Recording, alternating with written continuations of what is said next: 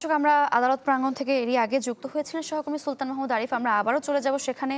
শিশু রামিসা ধর্ষণ হত্যা মামলার রায় ঘোষণা হয়ে গেছে, সবশেষ খবর জানবো সেখান থেকে। আমাদের সঙ্গে যুক্ত হবেন আমাদের আরেক সহকর্মী রমিজ হুসাইন। আমরা যতটুকু খবর পেয়েছি, স্বপ্না আক্তার এবং সোহেল রানা দুজনের মৃত্যুদণ্ড ঘোষণা করা হয়েছে।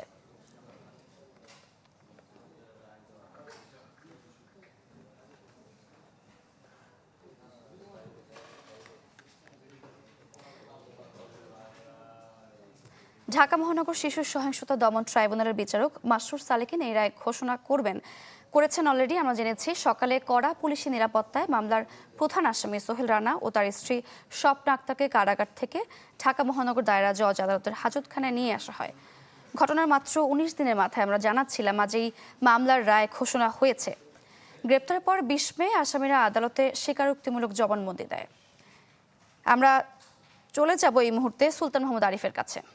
সময়ের সাথে সাথে দেখা দেয় নিত্য নতুন প্রয়োজন। রেডি থাকতে হয় প্রতি মুহূর্ত। তাই এলো ইনোভার, যেন আপনি লাইফে থাকেন রেডি প্রতিদিন। Innova, designed for now.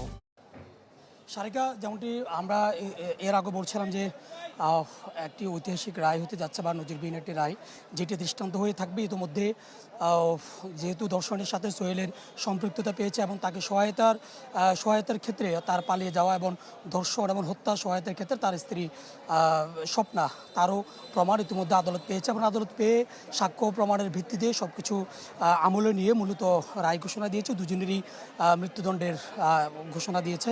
অর্থাৎ যিনি ধর্ষণ এবং হত্যাকারী সোহেল এবং তাকে সহায়তা করার অপরাধে যেহেতু প্রমাণিত হয়েছে, এবং স্বপ্না, দুজনকেই মূলত মৃত্যুদণ্ডের আদেশ ইতিমধ্যে আদালত থেকে দিয়েছে। এবং এরপরের প্রক্রিয়া আসলে আসামির পক্ষের বিভিন্ন প্রক্রিয়া রয়েছে। তারা আপিল করার সুযোগ যদি থেকে থাকে, সুযোগ এগুলো পরবর্তী প্রক্রিয়া সেটি। তবে এখন এ রায়ের পর আমরা যেহেতু এখন পর্যন্ত রামিসার বাবা উপরে রয়েছেন এবং তার পরিবারের স্বজন যারা রয়েছেন তারাও উপরে রয়েছেন, তাদের সাথে আসলে কথা বলার সুযোগ হয়নি, তাদের প্রক্রিয়া জানার সুযোগ হয়নি। কিন্তু সাধারণ মানুষ যারা রয়েছেন তারা ইতিমধ্যে এই রায়তে সন্তুষ্টি প্রকাশ করেছেন। এবং এজলাসের ভিতরে বা এজলাসের বাইরে আমাদের সহকর্মী রমিজ হোসেন রয়েছে, আমরা একটু সরাসরি সেখানে যাব। রমিজ, কিছুক্ষণ আগেই তো যে সোহেল এবং স্বপ্না দুজনকেই একজন সহায়তা এবং একজন দর্শনকারী দুজনই প্রমাণিত হলো, ফাঁসির মৃত্যুদণ্ড যে রায় ঘোষণা সেটি দিয়েছিল। এখন ওখানকার পরিস্থিতি কি, আপনার কাছে এর বাইরে কি তথ্য আছে?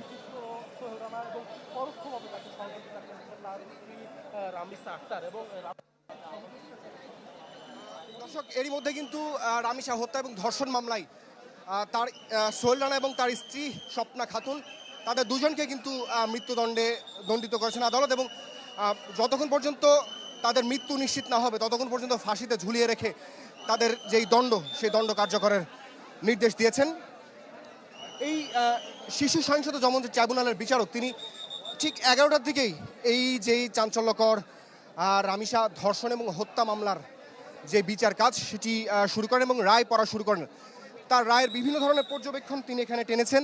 এখানে যে সমস্ত সাক্ষীরা ছিল, যেখানে যে সমস্ত সাক্ষীরা ছিল, যে 16 জন সাক্ষী, সেই 16 জন সাক্ষীর সাক্ষ্য গ্রহণে তারা কি কি বিষয় সামনে এনেছেন এবং তদন্ত কর্মকর্তা তার তদন্ত প্রতিবেদন কি কি বিষয়গুলো উল্লেখ করেছিলেন, সেই সব বিষয়গুলো এখানে সামনে এনেই তিনি আদালতের বেশ কিছু পর্যবেক্ষণ এখানে দিয়েছেন। এই ধরনের হত্যা মামলায় কী ধরনের রায় এসেছে আগে, এবং হাইকোর্ট ডিভিশন থেকে, আপিলের ডিভিশন থেকে কী ধরনের নির্দেশনা দেওয়া আছে, সব কিছু তিনি সামনে আনার পরেই ঠিক কিছুক্ষণ আগেই তিনি এই মামলার রায় ঘোষণা করেন ঠিক 11:40 এছাড়া এখানে সোহেল রানা, তাকে 5 লাখ টাকার অর্থদণ্ড এবং তার স্ত্রী স্বপ্না খাতুন, তারও কিন্তু 2 লাখ টাকার অর্থদণ্ড, এই মৃত্যুদণ্ড ছাড়াও এই অর্থদণ্ড করা হয়েছে।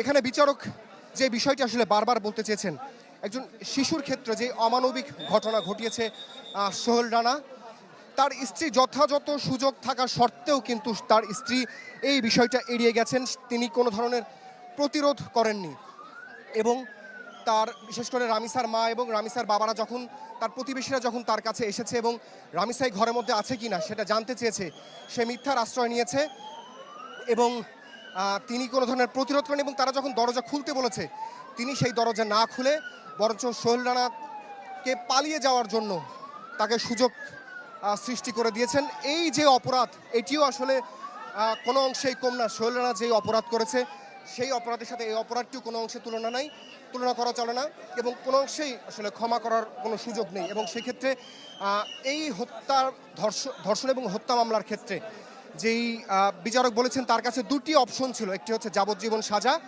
এবং অন্যটি হচ্ছে মৃত্যুদণ্ড। কিন্তু সমাজের যে এই অধঃপতন, 8 বছরের একজন শিশু যাকে পাশের বাসা থেকে প্রলোভনে তাকে আসলে বাসার মধ্যে ডেকে নিয়ে যাওয়া হয়েছে এবং পরবর্তীতে তাকে বাথরুমে আটকে রেখে এবং তার মুখ বেঁধে ধর্ষণের পরবর্তীতে তখন যার মৃত্যু, যখন সে অনেকটা অচেতন হয়ে গেছে তখন তাকে মৃত ভেবে যখন তার শরীর থেকে গলাটি বিচ্ছিন্ন করা হয়েছে এবং সেই লাশ গুম করার উদ্দেশ্যে তার 2 হাত কিন্তু বিচ্ছিন্ন করার শুধুমাত্র চামড়ার একটি অংশ মাত্র ঝুলেছিল। এই যে একটা জঘন্য একটি ঘৃণ্যত যে বিষয়টি, সেই বিষয়টির ক্ষেত্রে কোনোভাবেই তিনি আসলে মৃত্যুদণ্ড ছাড়া তার কাছে দ্বিতীয় কোনো অপশন ছিল না, সেই হিসাবেই তিনি মৃত্যুদণ্ডের রায় ঘোষণা করেছেন। দর্শক, এখন পর্যন্ত রাষ্ট্রপক্ষের কোনো আইনজীবী এবং রাষ্ট্রপক্ষ থেকে নিযুক্ত আসামি পক্ষের কোনো আইনজীবী এই এজলাস থেকে বের হননি, যার কারণে আদালতে আর কি ধরনের পর্যবেক্ষণ বিচারক রেখেছেন সেই বিষয়টি কিন্তু আমরা জানতে আমাদের আরেকটু অপেক্ষা করতে হবে। যেহেতু জনাকীর্ণ একটি আদালত, বাইরে নানা শ্রেণী পেশার মানুষ, আইনজীবী, আইন শৃঙ্খলা বাহিনীর সদস্যরা, গোয়েন্দা সংস্থা এবং সাধারণ মানুষ, সব সংবাদ সংগ্রহের জন্য যারা এসেছিলেন তারা কিন্তু সবাই মিলে এই জায়গাটিতে ভিড় করে তারা সবাই শোনার চেষ্টা করেছেন, যার কারণে যতটুকু বাইরে থেকে শোনা গেছে সেই বিষয়টি আমি দর্শক আপনার মাধ্যমে দর্শকদের যেটি বললাম সেটি।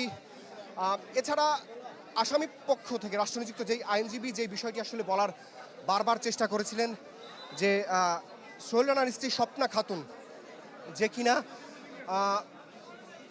এই যেই ঘটনাটি সেটির সাথে কোনোভাবে জড়িত নয়, এবং সোহেল রানা তার স্বীকারোক্তিমূলক জবানবন্দিতেও এই বিষয়টি কিন্তু উল্লেখ করেননি, যে তিনি উল্লেখ করেছেন শুধুমাত্র তিনি জড়িত। কিন্তু সোহেল রানা যে জবানবন্দি দিয়েছিলেন সেই জবানবন্দিতে কিন্তু তিনি বলেছিলেন যে তার স্ত্রী তাকে পালিয়ে যেতে সহায়তা করেছিলেন এবং যখন সেই ঘটনাটি ঘটিয়ে ফেলেছিল তখন তার স্ত্রী কিন্তু তাকে পালানোর কথা বলেছিল। এই বিষয়টি কিন্তু সোহেল রানা তার যে 164 ধারার স্বীকারোক্তিমূলক জবানবন্দি দিয়েছেন সেখানে তিনি উল্লেখ করেছিলেন। এছাড়া অন্য যে সমস্ত সাক্ষীরা ছিলেন, বিশেষ করে যেই একজন রাজু নামের একজন ব্যক্তি যে প্রথমে দরজা ধাক্কাধাক্কি করার পরে যখন সেই দরজার ডোরলকটি ভেঙে ফেলা হয় এবং সেই ডোরলকে যে ফুটো অংশটি দিয়ে যখন সে ভিডিও করছিল তখন কিন্তু রামিজ স্যার হত্যা মামলার যে দ্বিতীয় আসামি স্বপ্না খাতুন, মামলার তদন্ত কর্মকর্তা ওয়াহিদুজ্জামান, তার সাথে একটু কথা বলতে চাই। আসলে আপনি মামলা তদন্ত করেছেন, এই রকম একটা চাঞ্চল্যকর বিষয় আসলে আপনি কিভাবে দেখেছেন এবং আপনি যদি একটু সংক্ষেপে বলতেন। এটা একমাত্র আল্লাহর রহমত যে এত চাপ সহ্য করার মতো মানসিক শক্তি আল্লাহ আমাকে দিয়েছিল। অত্যন্ত পরিমাণ চাপ ছিল, এটা সহ্য করার শক্তি আল্লাহ দিয়েছিল লাস্ট পর্যন্ত, এর জন্য আল্লাহর কাছে কৃতজ্ঞ। আপনি যে তদন্ত প্রতিবেদন জমা দিয়েছেন সেখানে কিন্তু আসামি পক্ষ কোনো ধরনের ভুল তারা খুঁজে পায়নি, এত অল্প সময়ের মধ্যে চেষ্টা করেছি সর্বোচ্চ তথ্য প্রমাণ উপস্থাপন করার জন্য। বিজ্ঞ আদালত আজকে যে রায় দিয়েছে তাতে আমি সন্তুষ্ট, খুশি। তদন্ত কর্মকর্তা তিনিও আসলে তার প্রত্যাশার কথা বলছিলেন, যে তিনিও আসলে এই প্রত্যাশার কথাটাই বলেছিলেন যে তিনি যখন তদন্ত প্রতিবেদন দাখিল করতে আসেন। হ্যালো,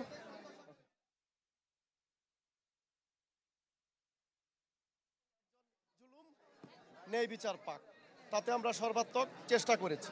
আপনি পুলিশের কর্মকর্তা হয়ে যে তদন্তটি করেছেন দ্রুত সময়ের মধ্যে এটা আপনি সন্তুষ্ট কিনা এবং পরিপূর্ণভাবে করতে পেরেছেন? হ্যাঁ, তদন্ত আমরা দ্রুত করেছি সত্যি, কিন্তু সেইখানে টিম ওয়ার্ক ছিল বিশাল, যে কারণে সবকিছু আমরা পুঙ্খানুপুঙ্খানু এবং সঠিক নির্ভুলভাবে উপস্থাপন করতে সক্ষম হয়েছি। এটা আমাদের টোটাল মিরপুর ডিভিশনের একটা টিমের সাফল্য। ধন্যবাদ ওয়াহিদুজ্জামান, তিনি তদন্ত কর্মকর্তা। তিনি আসলে অতি অল্প সময়ের মধ্যেই আসামি গ্রেপ্তার থেকে শুরু করে মামলার যেই তদন্ত প্রতিবেদন তিনি দাখিল করেছেন এবং তার যেই সপক্ষে যে প্রমাণগুলো ছিল সেই প্রমাণ কিন্তু তিনি সবশেষ সাক্ষী হিসাবে তিনি আদালতের কাছে দাখিল